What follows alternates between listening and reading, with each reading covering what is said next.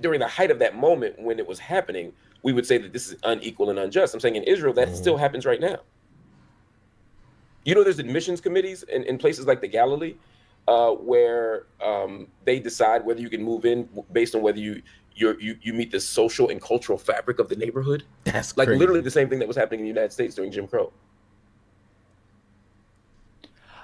To be quite frank, that aspect is not my business. Like, I can only It, fight it, so it much. is if you say it's not happening. That's my point right there. You no, brother. I know you came into that conversation with good intentions, but you can't use that as a cop out, bruh. You cannot, and you know that. So when it comes to understanding history and understanding the context to where, whatever topic or subject that you're learning is important. Because if you take issues for, like, example, Israel and the Palestinian people in Gaza in the West Bank, if you just look at what's been happening the past year and a half, your perspective would be skewed, because you would just assume what happened on October 7th is the main source of all this genocide, all this war. Then you would go thinking like, maybe they deserve it. I mean, they're killing, they want to kill the poor innocent Israeli people, so maybe they do need to be killed. But if you understand history and everything that it gives you, you would understand that it goes a little bit more deeper than that. And I myself, not saying that reading, 3-4 books and listening to countless of hours of the situation means that I'm a professional by far. I just have a really basic surface level understanding. Okay. But with that understanding, and once again, you don't have to be a genius to make an informed decision or understanding. You just have to learn it. And then you can say, hey, what Hamas and those terrorists did was bad. You should never kill innocent people. But that doesn't give Israel the right to kill hundreds of thousands of people. Not even close. But when it comes to this video that we're going to watch, Mr. Marcus, or Marc, I don't know if his name is Marcus, but Marc Lamont Hill gives the most beautifulest, gentle ass whooping I've ever seen. You know what I'm saying? Because we all seen Marc get into that mode, get into that gangster mode, you know what I'm saying, where he don't play that shit, But this one here, the individual that he's talking to, Xaviaer, he is at least approaching this conversation in a way to where he even said in the debate, like, I don't know this information. I don't know this. I don't know the numbers. And Marc understands that, and he's taking a gentle approach, but yet he is laying down facts. And that's the kind of conversations people need to have, is know your facts, and people need to be aware enough that they don't know everything. And then learn that shit. And then do better with your life. But hey, let's go ahead and just watch a few moments here. Of course, if you don't know who Marc Lamont Hill is, one, I feel sorry for you, but go ahead, go to his YouTube channel so you can watch this entire hour and 30 minute debate, so you can learn some things. But there's two main points here that I kind of wanted to cover. So let's go ahead and take a listen. The Jews are being killed in Gaza. If they go over there is a very high likelihood that they're going to be attacked. And you're saying hypothetically? Yes. Okay. Hypothetically is important. I can't argue with a hypothetical. When you initially said it, I think the audience may have heard that you were saying like Jews were getting killed over there, so Israel stopped it from happening. Well, let me clarify. That is not what I meant. I know. I'm just clarifying for the audience's benefit, because again, I appreciate you saying that. I think it's important for us to operate in good faith. So so to this apartheid thing, could it be possible for there to be Arabs on the Knesset, Arabs in the Knesset, Arabs on the Supreme Court, and there still be an apartheid state? By definition, no. Could there be racism with the black president? Systemically, no. You're saying these things are impossible? Like, by the definition of an apartheid, you cannot be in Congress or not Congress, Knesset, or in their government system if there's an apartheid. So historically, whenever there's been an like for example, America was an apartheid state prior to, you'd say, 1965. You'd agree, right? You could argue that. Would you argue that? Would you agree with that argument that I'm making?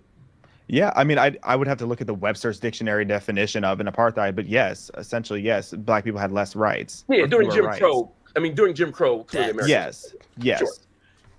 We had a black senator during Jim Crow. Did that nullify it being apartheid? I didn't know that there was a black senator during Jim Crow, but was that in a free state or? So just right there, that moment right there where he had that moment of realization, like, oh shit, that just completely destroys my entire argument when it comes to, oh, just because they have an Arab, or just in America, oh, just because we have a black president, there's no systematic racism. No, that can't happen, because on statistically or on paper, that doesn't make sense. Which, yeah, I understand, like, just on a surface level, that doesn't make sense. But tokenism doesn't confirm that racism on a local level doesn't exist. You know what I'm saying? And just, looking back on history, Obama didn't do much. He didn't change the material conditions of black folks here in America. You know what I'm saying? So it's like these black faces in high places don't mean anything except for symbolically. I mean, like, oh, America's doing better. Hey, check again, brother. You know what I'm saying? So when I found that out, that we had a black senator, like, I found this out like probably 2 years ago or a year ago, something like that. It blew my mind. And if you read the story of kind of what happened, it didn't go down well. He didn't go down in history as the great first black. No, white folks were mad. You know what I'm saying? Like, but let's go ahead and continue. I didn't know that there was a black senator during Jim Crow, but was that in a free state, or was that in a state that already had more of the rights, where it was a separate type of system? Because I mean, because the United States is unique because we have both state and federal laws, so there's like a difference there. So like obviously, like there was a point, if you're going way back, like to slavery, there was obviously a point where there were free black slaves or there were free black people in states up in the north. There were black people enslaved in the south, so they had different rights even though they were the same country. So America isn't a good comparison for that. No, but that's exactly what's happening in Israel. That's the point. That there are people who have different rights even though they're in the same country. That's exactly the point. And to even add on to that point, when he brought up slavery or even during segregation, like, yeah, some states were less segregated than others. That doesn't make the shit okay. Especially during slavery, just because there were some, not a whole pletherful, there were some free-ish black folks in the north, but it was still segregated. White folks still didn't want to intermingle with black folks. They weren't just getting married together and just living in the same community. Like, no, it wasn't that simple. You know what I'm saying? So once again, understanding history in its context will kind of give you a better understanding on how to handle these kind of conversations. But that's not what's happening over there. So I'm glad you say that. So if we look in the United States during Jim Crow, there were, for example, and we see that even after Jim Crow, like redlining and things where you couldn't live in black people couldn't live in certain neighborhoods. Mm-hmm. That would be apartheid. It takes time when there's obviously a system that's that backwards for so long, it takes time for that to be undone.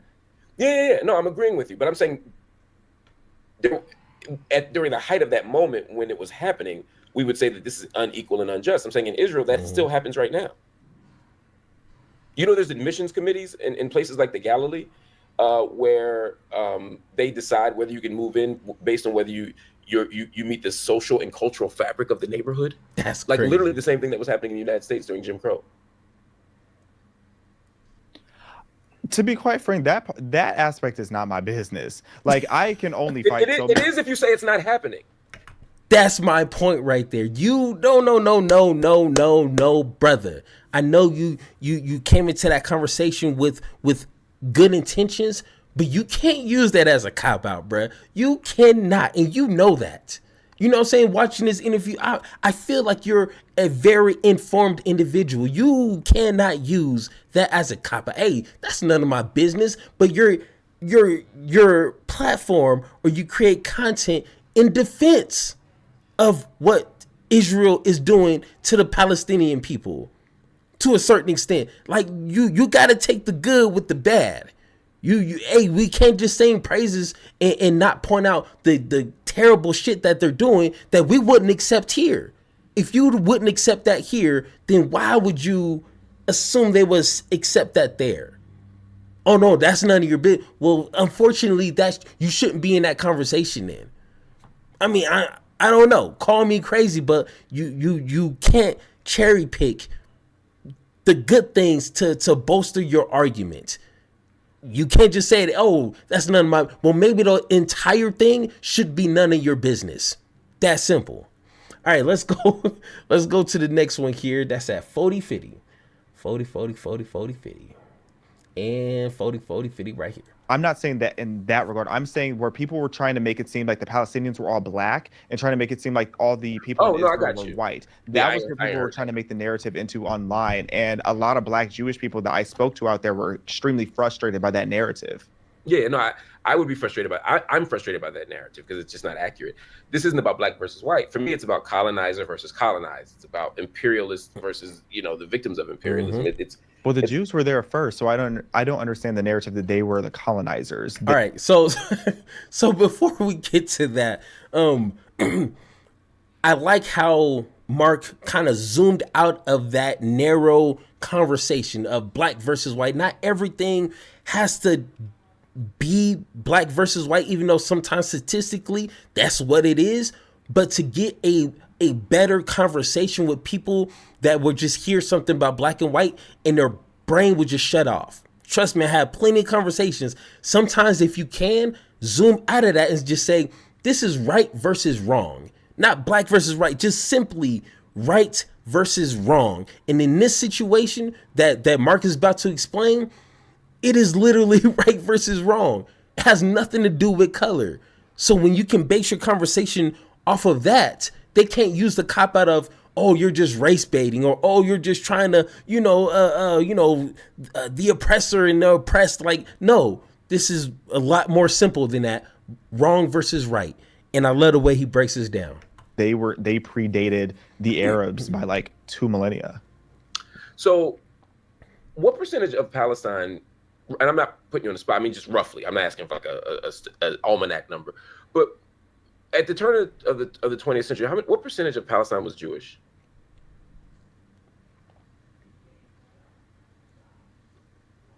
I don't know. Like of the Palestinian area?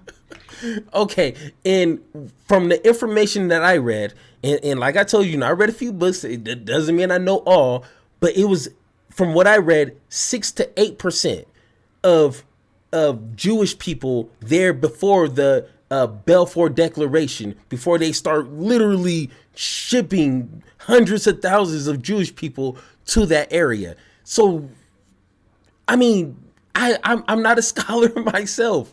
I just bought these books off of Amazon and Audible. Like, this is public information.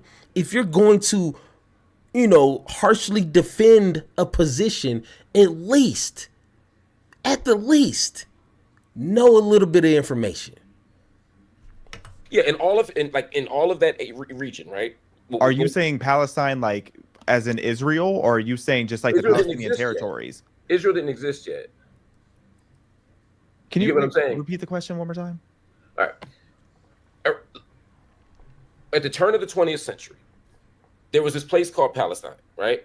Not Israel yet. So before the formation of Israel. Yeah, Israel was formed in 1948. So let's say 48 years before that. Let's just pick it up. 48 years before that. Who was there? Were Jews there? I mean, I don't recall off the top of my head, but I know if we're talking like historically speaking, Jews have been there, then exiled, there, then exiled. They have constantly been trying to come back to Judea. So if you're talking colonizing, wouldn't you go back to the people who were originally there and always fighting to be back there? That's I mean, I'm happy to go down that road too, but I'm speaking because if we want to go back 2 millennia, we can, because that raises. And in regards to what he just mentioned, that gets into more religious beliefs and more religious understanding. And a lot of people, if you're Christian or Jewish, you believe one thing. If you're Muslim or believe some other religion, like, you're gonna have a whole different perspective of what happened even before the 19th century. So once again, when he starts going into religious beliefs, to me that's just like your opinion. It's not factual. Like, no one, in my opinion, is owned or is own a land. Like, nothing belongs to you that's a land. So, but once again, that's a weird conversation, but let's continue. There's all kinds of interesting questions about nationhood and identity and what Zionism is. I was speaking more just in the modern era. I guess what I was saying was they were in the single digits. Jews were in the single digits percentage wise. They were all Arabs there, and then over the course of these next few decades, mostly from Europe, a little bit from other places like Yemen and such, but mostly from Europe, Jewish people came over to Ottoman Palestine and then later British Palestine, British Mandate of Palestine. They came slowly but surely.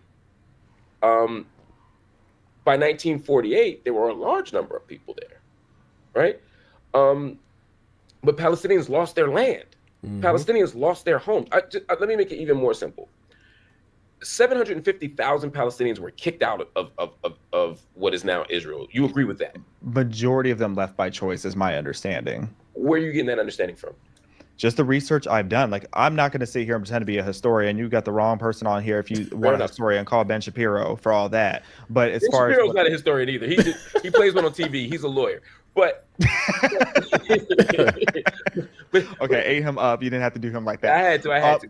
Look, as far as Ben Shapiro. So once again, I listened to Ben Shapiro. I think he has like a 2-hour or close to 2-hour video talking about the entire history, and I sat through every single minute. And it's some things that correlates with some of the books, some of the authors that spoke about this, but depending on your perspective or purposely what type of argument you want to have, you can make anything sound like anything.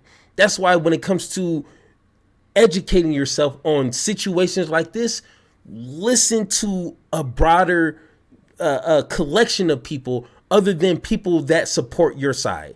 Because when you start hearing other facts and figures from other perspectives, you're going to be confused. Like, oh, wait, what you mean they were forced?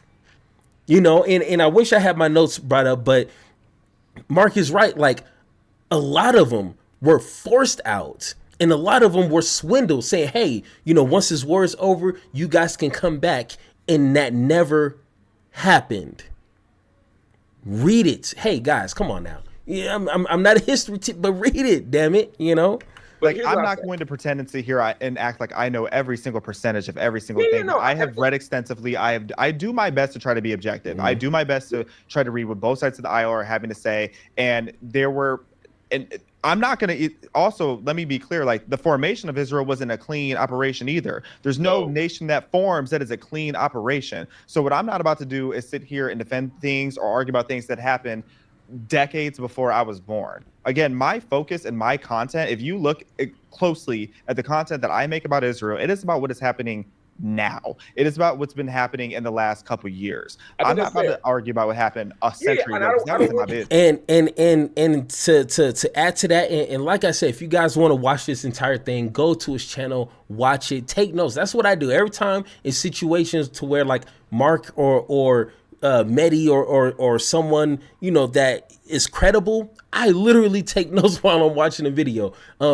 But to kind of add on, like, if you don't understand the context. And I understand what he's talking about. Like, he's talking about what's going on now, which is cool, which is fine. But that has a history. And if you don't know that history, how can you make an informed expression or an informed decision on what's happening now? And I love how you say, you know, I don't know everything. I don't know all the statistics and boom, boom, which once again, Neil deGrasse Tyson said it best. And I'm paraphrasing, but he said, you know, you don't need to know everything because you have information. You have the technology to look this stuff up. So obtaining knowledge is not the most impressive part.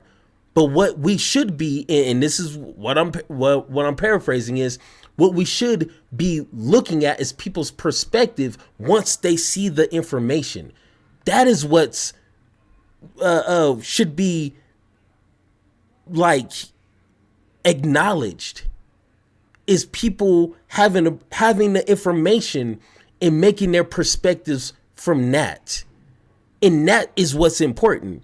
So once again, you know, no shade to Mr. Alexander, right?